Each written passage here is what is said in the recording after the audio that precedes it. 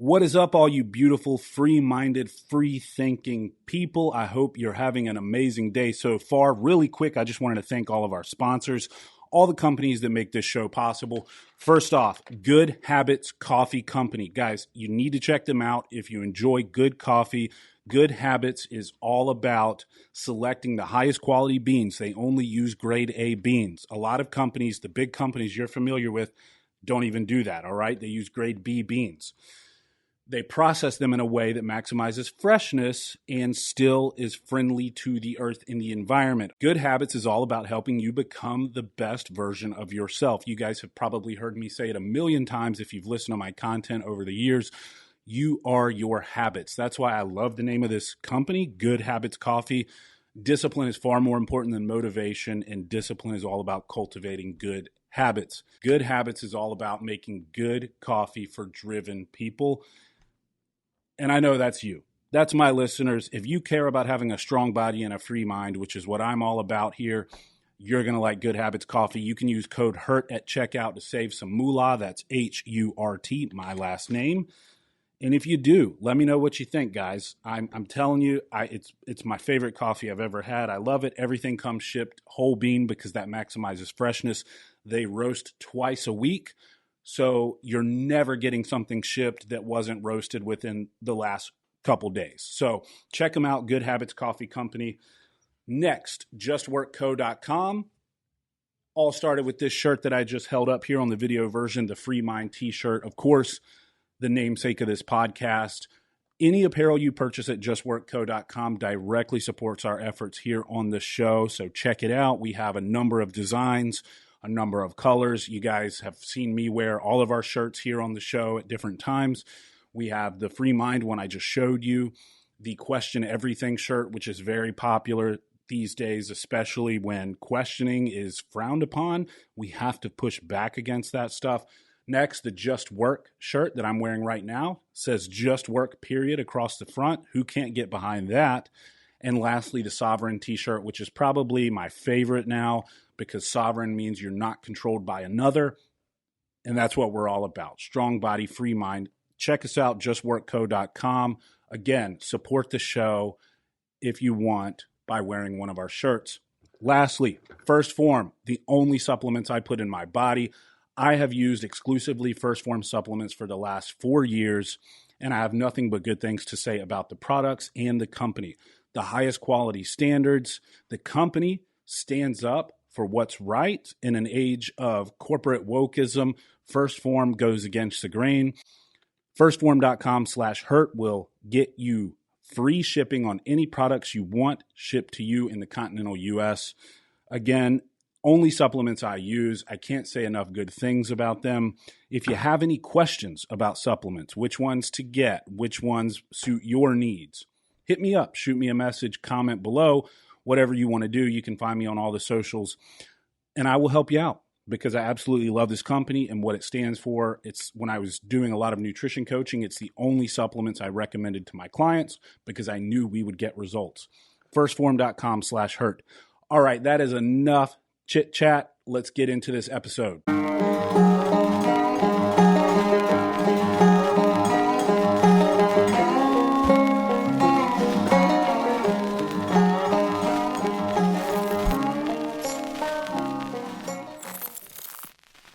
Welcome back to the show, everybody. I'm joined by Ian Smith for the second time. It's good to have you, brother. I'm sorry it couldn't be in person, but we'll make it work. That's all right, man. We'll make the best of it, and I'm happy to be back. It's it's been like over a year, I guess. Yeah, since we sat down and have a long conversation, whether it's at the gym or on a podcast. Yeah, dude. I actually just listened to that episode while I was doing my workout just to refresh myself. And before we jump in, I have to tell you, so as I'm sure you probably get all the time, I get all kinds of insults in my inbox, but still one of my favorite ones, dude. It's probably been about 3 months or so since the guy sent it, or girl, whoever the fuck it was. They called me a Walmart Ian Smith. I was like, what does that mean? Oh, Walmart Ian Smith. So I guess because I'm a white dude with a beard and tattoos, you know. So, yeah, I don't know if it was an I think it was an insult to me saying like I'm the Walmart version of you, but I don't know, man. I was getting a kick out of it, dude. It was hilarious. And then of course, just block and move on. It was like an account with 0 followers. They literally made it just to send me that. But Yeah, that always makes me laugh. I like to yeah, actually every once in a while I'll like entertain one or two of those because I like to see how much effort somebody will put into to like trying to hurt my feelings.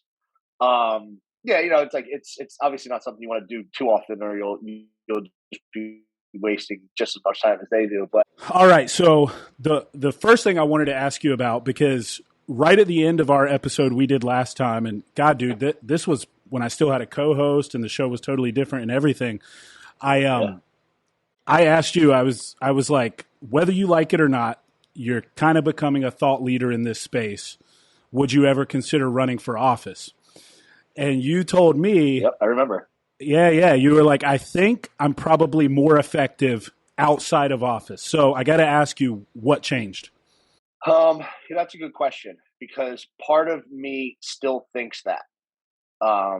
However, so I've had the really awesome opportunity over the past, call it almost 2 years now, to travel the country, to be invited as a speaker, and as a host of some of the events all over the country. I mean, we've gone everywhere, to California, Maine to California, and pretty much every in between. I've been in blue states, I've been in red states, I've been in cities like nowhere in the middle of the country, and I've spoken to probably at this point hundreds.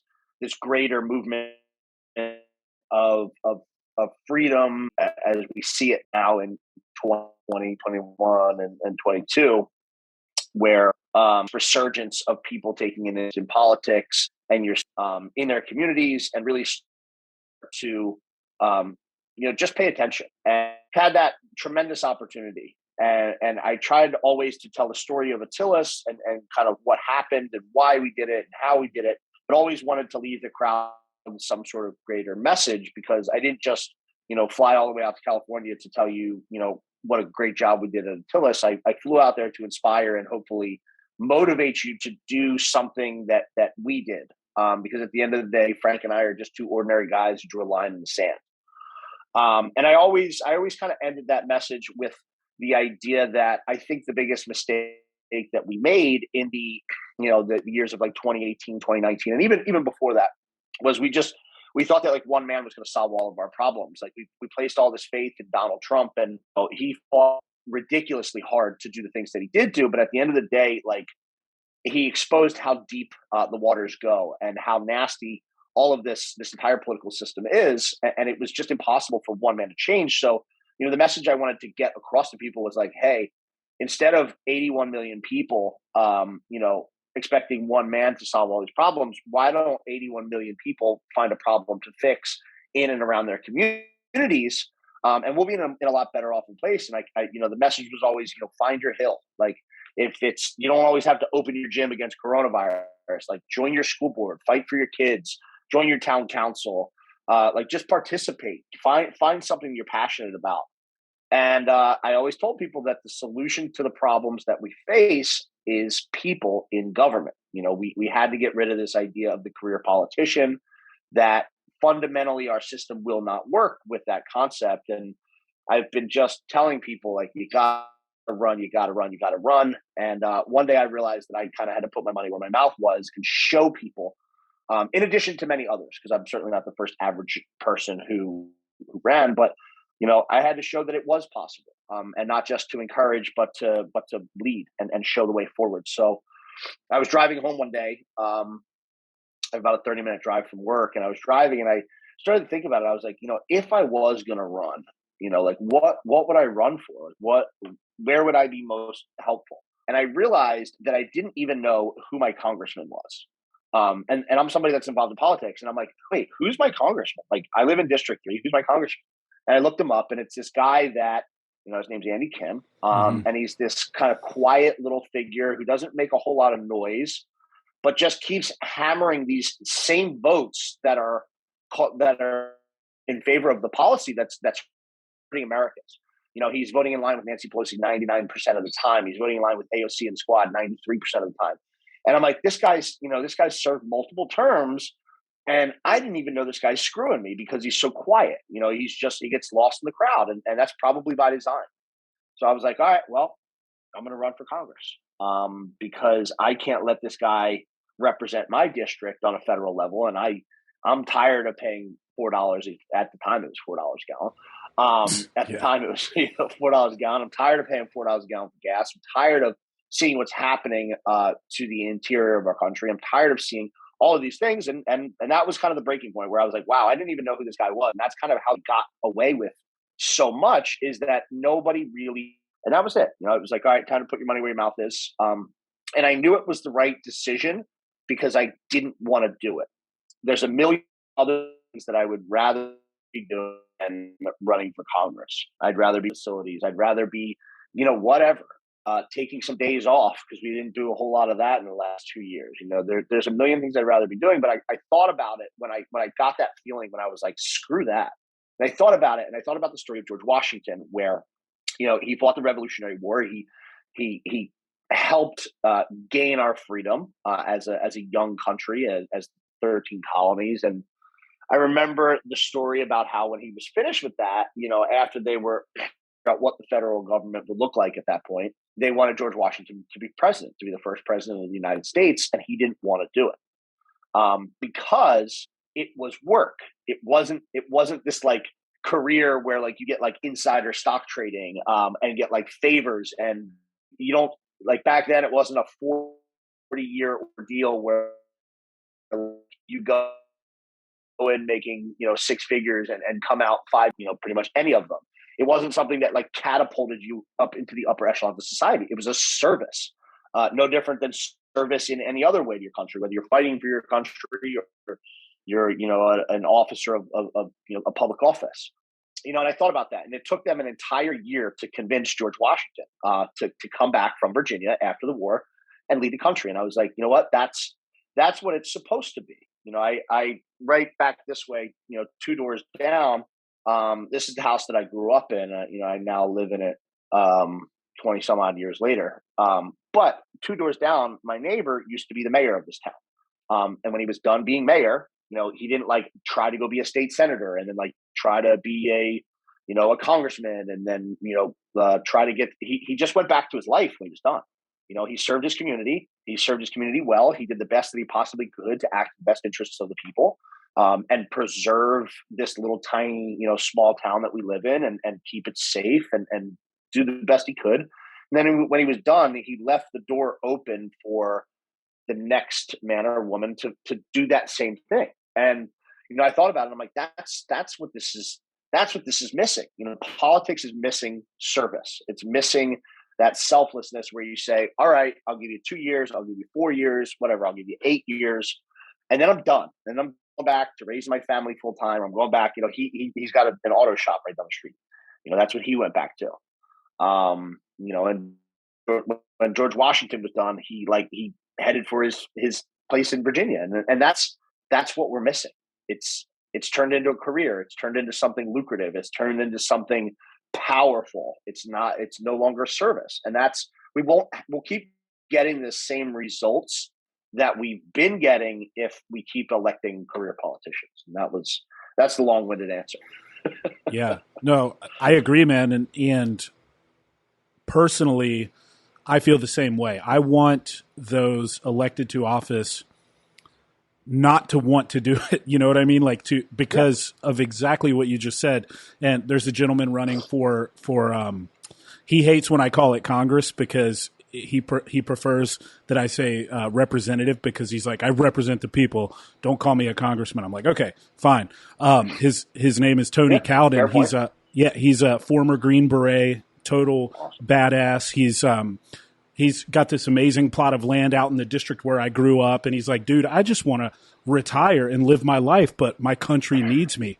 He's like, I feel like I have to fucking do this because nobody else is stepping up except for people who look at it as a career opportunity, as a stepping stone along the way. And that's the exact kind of people we need. And I think you fall into that exact same category. Yeah. So. And when when you put, I listened to Eric Greitens put it really well. He was on Andy Purcell's podcast recently, and I won't say it exactly, but he said, if you put people who want to be there, into these positions of power, that they don't know how to properly handle the authority they've been given, because that's really what you're given. You're not given power. You're if you look at it like, oh, I have power now, you're just going to get corrupted by it.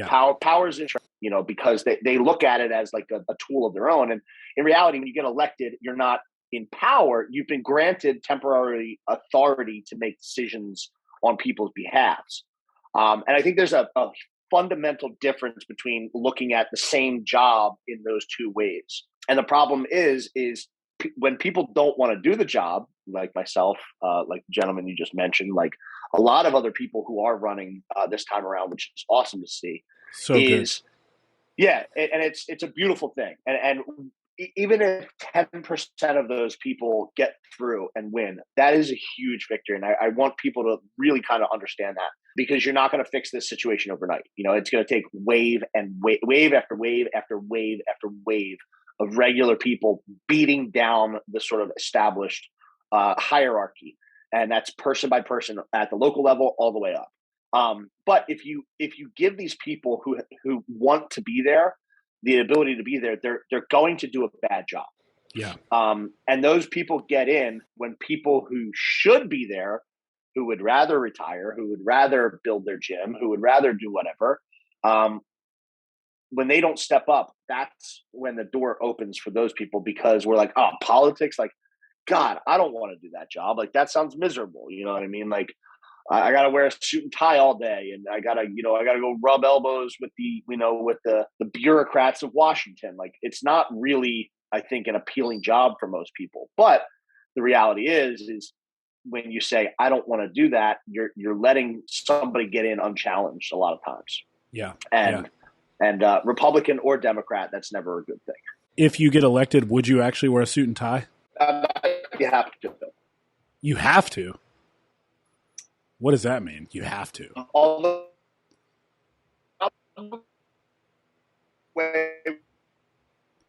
Shit, you're breaking up. It's the NSA. They don't want us talking about a suit and tie. You're back. You're back. Apparently that's dress code. That's dress code. But I'm thinking that I could probably get away without wearing the tie. I could just keep growing the beard and like at least have the Oxford unbuttoned. That'd be awesome. But I'll probably push the envelope. Like, dude, yeah, you have to, man. I want to talk about one of your favorite people, Dan Crenshaw. Guys like that. Great guy.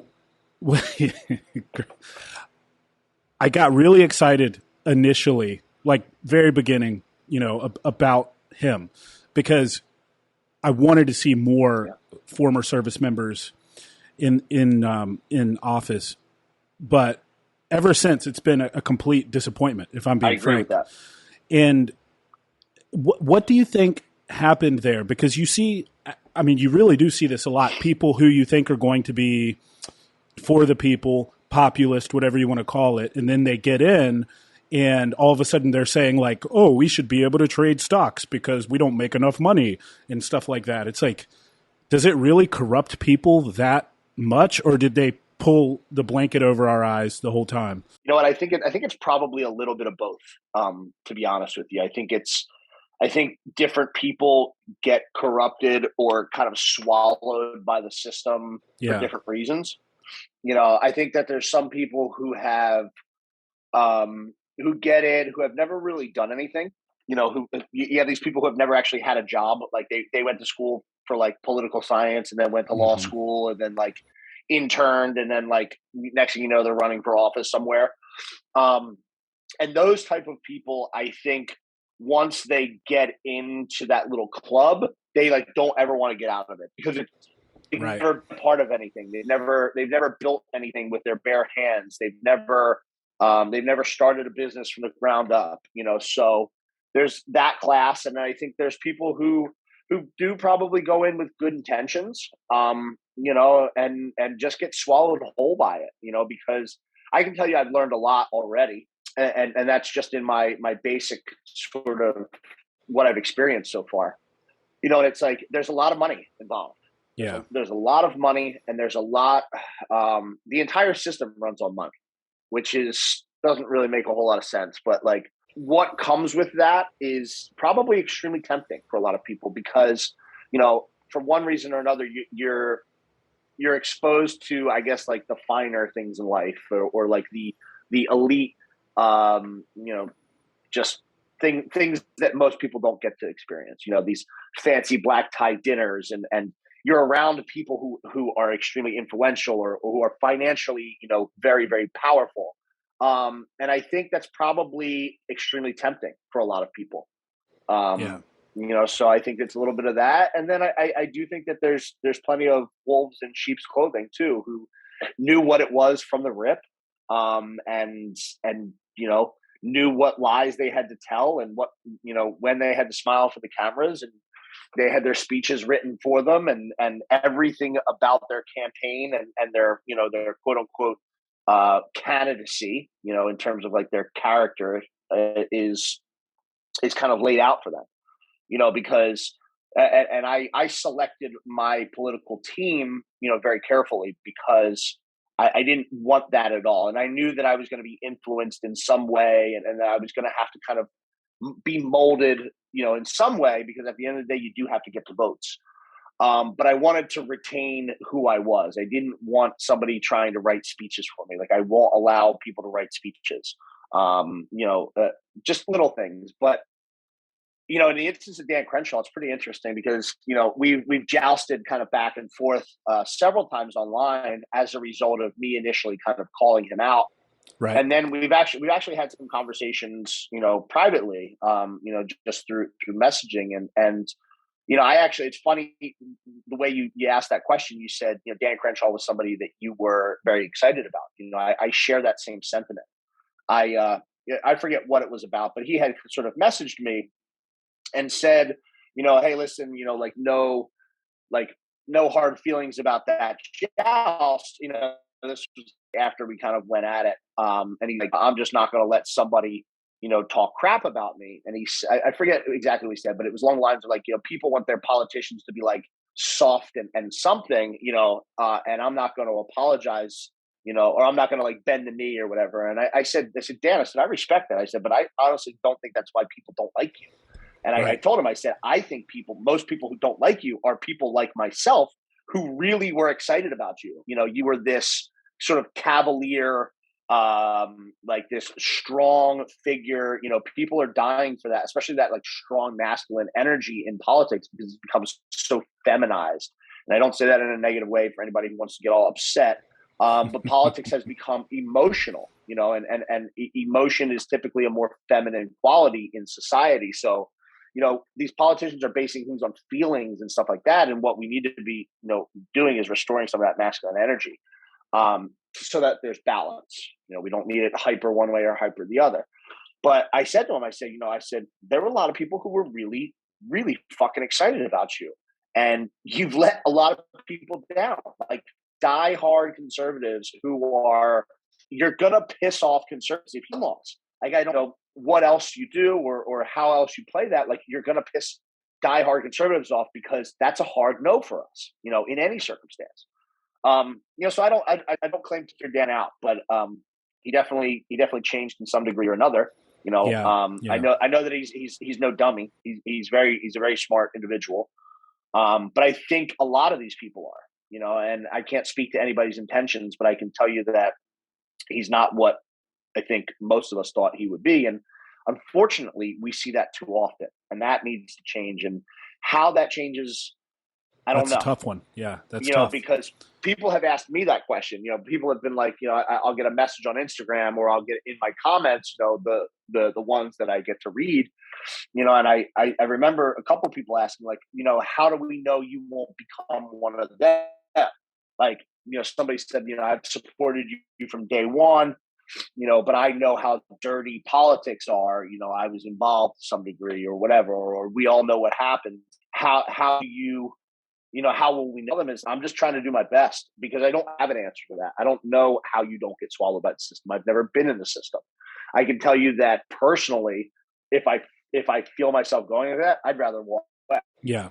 I'd rather into these people. I'm sure some people willingly go along with the BS of the political world, and I'm sure some people are kind of captured by it in some way.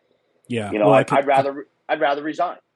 I can tell you, man, just the fact that you gave that answer, the simple "I don't know" is something missing from our political discourse oftentimes, because politicians, even when they clearly don't know the answer, they feed you a bunch of BS. And I can speak from just talking to people, like, we just want to hear "I don't know." That's perfectly fine, and that's an authentic human, and people are tired of it. But one person I do like, kind of along those lines, and a lot of people, she gets a lot of flack online, but Marjorie Taylor Greene, man, she went in there and shook things up in a big way. And I saw you on Tim Pool. You did a great job. Marjorie was on Tim around the same time, and she was talking about a lot of the things that go on in Congress behind the scenes and stuff. And it was very enlightening. Like, I didn't realize that oftentimes votes are cast without everyone on the floor, and she would call everybody to the floor every time, and they hated her for it. But that's the kind of person we need in there. No matter what side of the aisle they're on, we need somebody who's going to say, "Hey, guys, let's all do our fucking jobs." So that was really cool to see. I mean, these people have gotten so accustomed to like doing the job however they see fit. Mm-hmm. And they establish like rules and procedures that most of us know absolutely nothing about. And most of us, probably all of us for that matter, had zero say in, so stuff like that. Like, no, I think everybody should have to be present to cast, to vote on anything. Dude, you know what I mean? But you're right. Like there's ones, like they passed the Patriot Act, with a bunch of votes missing. They always seem to pass these really big things, and it's like, well, wait, why did we leave 10? I don't care if it's one person, right? I don't care if it's one person and the margin was a landslide. I want to know, and that's in addition to passing things, sort of sneaky in a sneaky manner. What that also does is that's a way that they say, oh well, I didn't vote for that. Exactly. And that's such a fucking cop out, and that's such a disgrace to the job, because you're supposed to vote on everything. You're my representative, so if you didn't vote, my voice didn't count, and you're not doing your job. You know what I mean? And like they can kind of like finesse their voting records by being like, oh well, sorry, I wasn't there. And there's no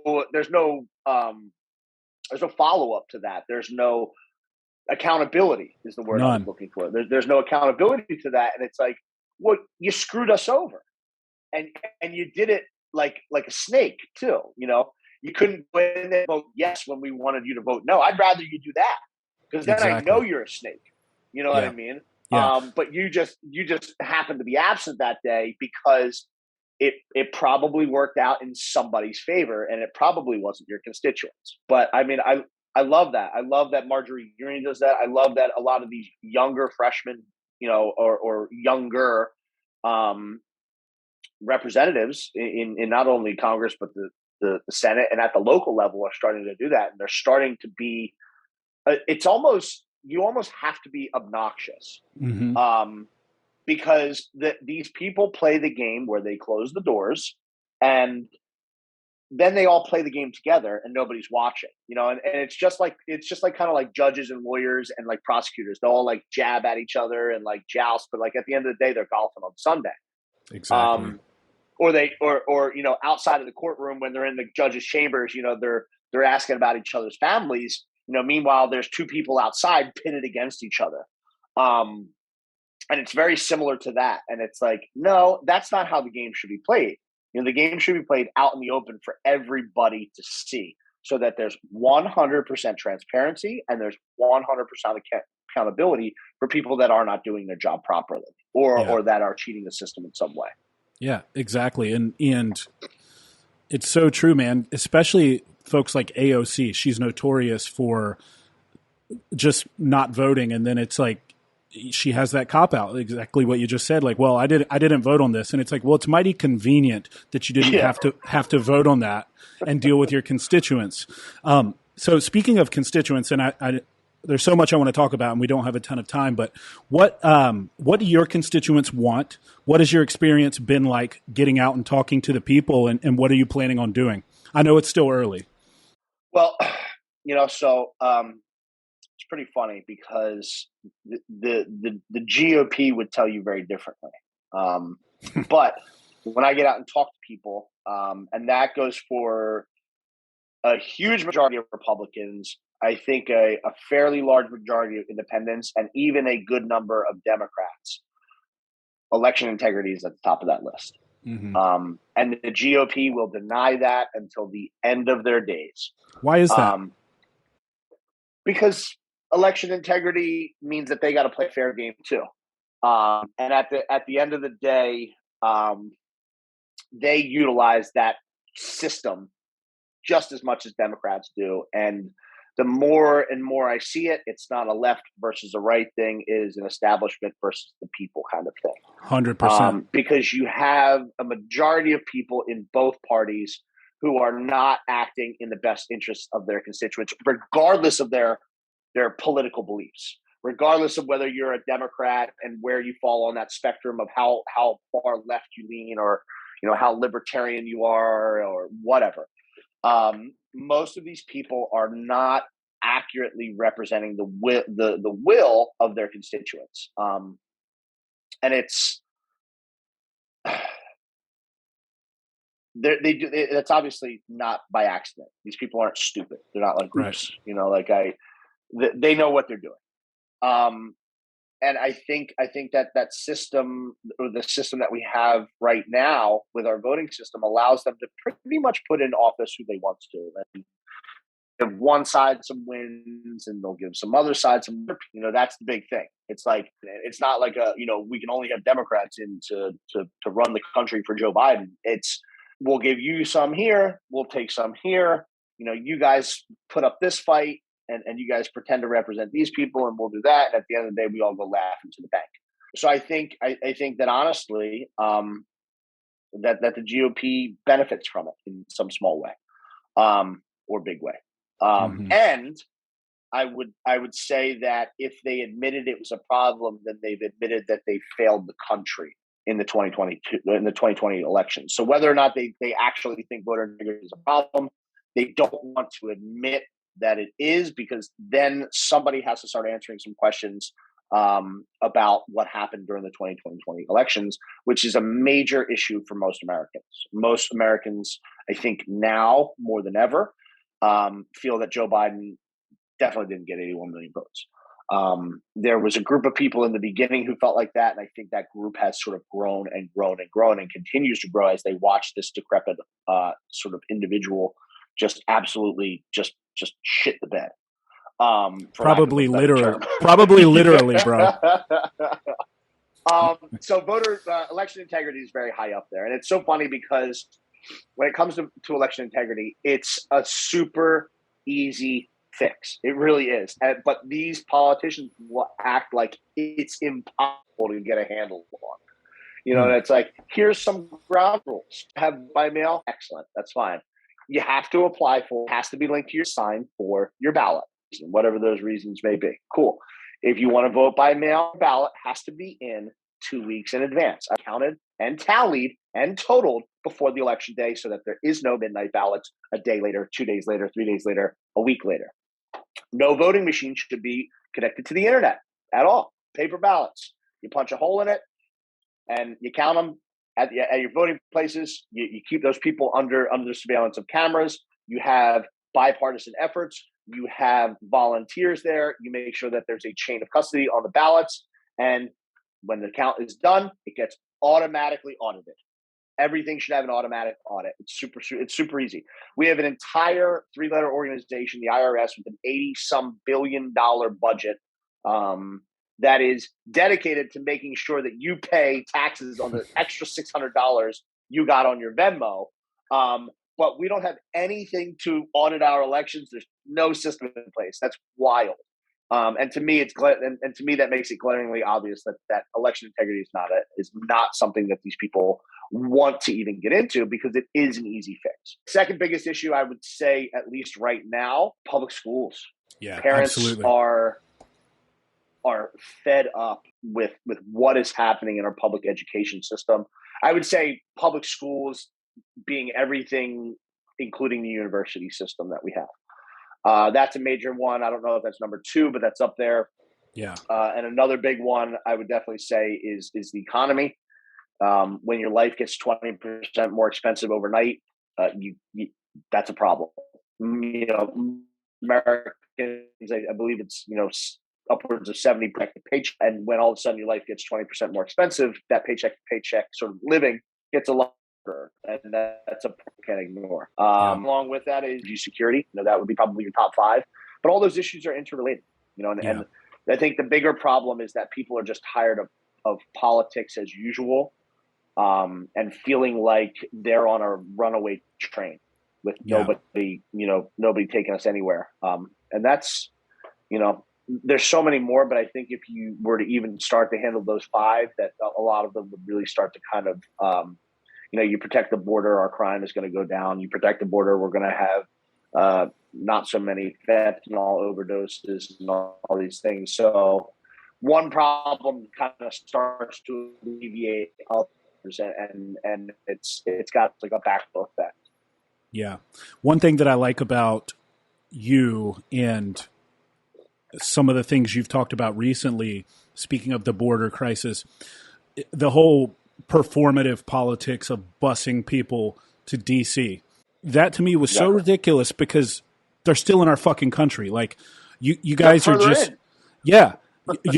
you're doing it for show, and oh, cool, we dunked on Biden, but like, how about we solve the problem? So I loved the fact that you called that out on your social, and you were one of few people that I saw actually do that. The rest of folks on the right were just like, yeah, this is so cool. And it's like, guys, think about what's happening, man. Yeah, like, it's not cool at all. Like, I thought you guys had a problem with illegals in our country. Yeah. You know what I mean? And that's, I mean, you said it, it's performative politics. Like that's a huge problem that we have, is that people are entertained by that. People are excited by that. The fact that somebody would, like, I get it. Like, it's kind of, it's trolling. Cool. But like, I'd rather somebody troll Biden in another way, like in a way that maybe doesn't negatively impact the communities in and around Washington, D.C. You're laughing about something, and you could say this is a stretch, but you're laughing about something that could potentially be the cause of a crime somewhere down the road. You don't know who your boss. One of these individuals could commit a crime, could steal something, could hurt somebody, and we're like, ha ha ha, or take a job from an American citizen. Like, there's so many things. Have to be so such a grave consequence, or at least immediately grave consequence. But the reality is that these people are undermining the foundation of this country, and we're laughing about it, and that means we're entertained by it, and it's like that's not funny. There's nothing humorous about that. Like, I would prefer to keep politics serious if that's what we're going to laugh about. Why? And the question I posed is like, okay, you're going to get them on buses in Texas, right by the border, and you're going to tell those buses to go north, not south. Like, you are in control of the situation. Like, tell the buses to go across the border and dump their asses off. And that's it. And then I remember people criticizing that and being like, oh, well, Governor Abbott doesn't have the authority to do that. And it's like, I'm sorry, I think he does. The federal government is doing something that's illegal. It's allowing these people in. So if I'm governor of Texas, why am I going to stick to, oh, I can't do that? Like, they can't let them in, but they are. So why are you? It just doesn't make sense to me. It's like double standard. Well, yeah, you're trying to play by the rules when these people aren't? It's like, no, I'm gonna take them. I'll put them on a plane. I'll put them on whatever, and I'm shipping them back across the border. If Biden has a problem with it, he can come to Texas and talk about it. And I'm sure he's not gonna get a warm welcome. So what are you gonna do? What are you gonna bring the National Guard? Like what are you? How are you going to escalate that situation? And that's kind of along the lines of what we did at Atilis was we called these people's bluffs. Like, go ahead. Like, I'm going to ship these guys back across the border. And I know, like, yeah, I'm probably not supposed to be doing that according to some federal coding. But guess what? You're not supposed to be letting them here. So if you want to do something about it and you want to escalate the situation even worse, the whole world's watching. I'm going to send them across the border, and you can come talk to it at the Capitol in Texas. Yeah, because to do that, you have to admit your wrongdoing and your failure first. It's like when you rob a drug dealer. What's the drug dealer going to call the cops? It's the same fucking thing, man. So how's it going so far in terms of the campaign and support you've had and all of that stuff? Have you interacted with the incumbent at all? Has he reached out or anything, his campaign or any of that shit?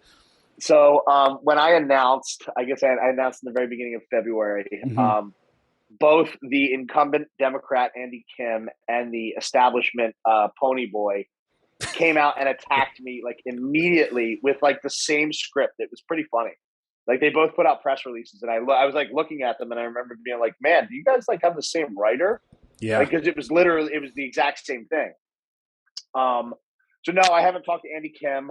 Bob Healy is the quote unquote establishment pick for the New Jersey GOP. Shook his hand once. That's really about it. Said what's up, but other than that, we just kind of stick to talking to voters. The goal of the campaign is to stay as grassroots and as organic as possible. One of the things that I have a major problem with is that money buys elections. And I don't want to buy myself a congressional seat, so obviously you have to fundraise and you have to have a certain amount of money, but I don't want to be one of these candidates who like walks into Congress with like a $5 million tab. Cause that's $5 million in favors that you really owe, exactly. Cause a lot of that money, that money you're not going to raise in some cases, obviously with like Trump and stuff like that, you raise insane amounts of money from small donors, but like, you don't owe favors to small donors. You owe your loyalty, and you owe them doing the right thing. But like when you start getting checks from like these big PACs and all that stuff, that's not free money. That's just doesn't. You're going to pay that back in some regard. So we're trying to stay away from that stuff, which we have. We raised plenty of money to get the campaign rolling. There's always room for more, and we spend a lot of time fundraising. But most of our efforts are really out talking to people. Yeah. People are not really interested in politicians that are running like smear campaigns and commercials and stuff like that. People want to be heard because they're not being heard. And that's the best feedback that we've gotten so far is just talking to people. We go to these GOP events and we encourage people to come because I do have a large social media base so I can get the word out. We went to the Lawrence Township GOP. And the guy who's the president of Lawrence Township, he's been president of the Lawrence Township GOP for years, was so excited because it was the biggest turnout they've ever had because we put the announcement out there and we were like, hey, like come see what we're all about. So it's been going really well. We have a ton of support. People who support us endlessly and are willing to help, are willing to donate what they can, but really willing to get involved. And I think that's the most important part. So pushing forward, we have about 45 days until the election. Looking very good. We had a major victory.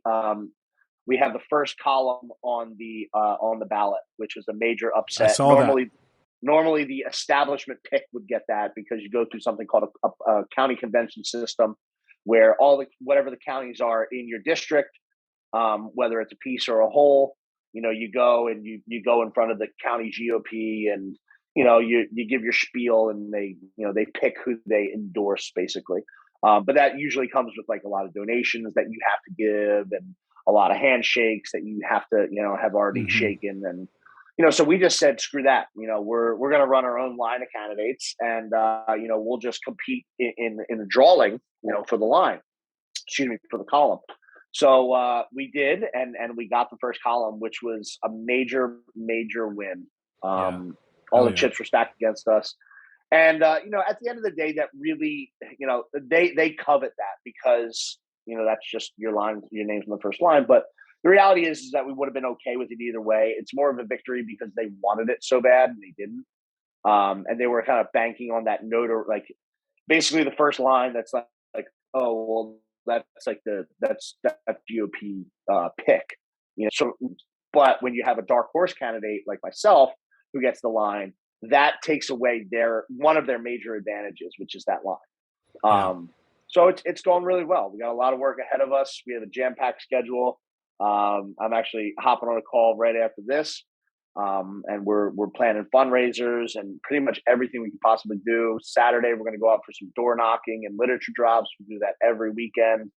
So now it's really kicking into high gear. It's all work, no play, and we drive it right on through the primary. And if we are blessed enough to have people's confidence and they vote us in, and then we focus on the general election. That's in November, and that's when the real fun begins, because that's when the DNC comes after us, and Andy Kim has about $4 million in his bank account,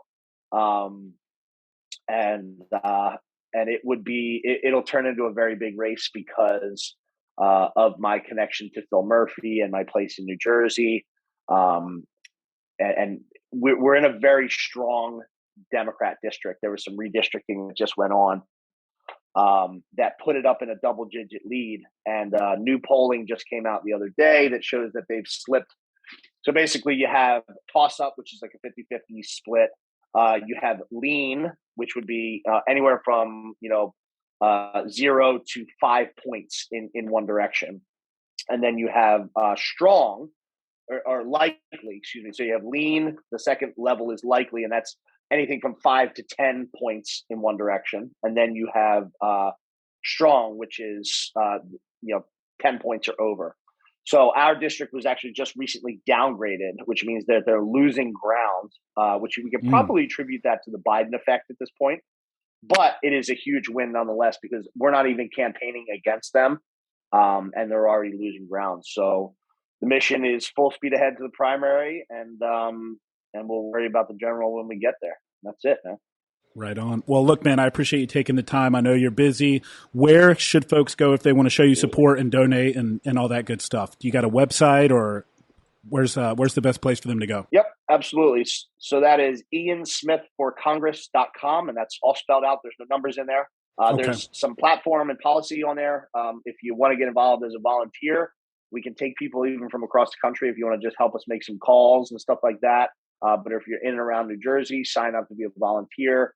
Sign up for updates about the campaign. You can donate there as well.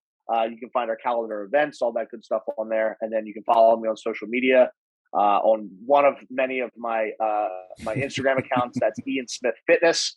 And I'm also Ian Smith Fitness on Twitter, Truth Social, all that good stuff. So I try to stay very vocal. I try to keep people informed. And if you catch me on social media, shoot me a message. If you have a question, I will certainly try to answer it. Right on, man. Well, I will. I'll look forward to catching up with you at Summer Smash here in a few months. Yes, and, absolutely. We'll either be celebrating a win, or we'll be celebrating a return to normalcy when I don't have to campaign anymore. But either way, I'm really looking forward to it. Yeah, absolutely, brother. Well, hey, man, thanks so much for your time. I know you got shit to do. I appreciate you, and best of luck, man. We're all pulling for you. All right, brother. Thank you. Have a good night. Yes, sir. You too.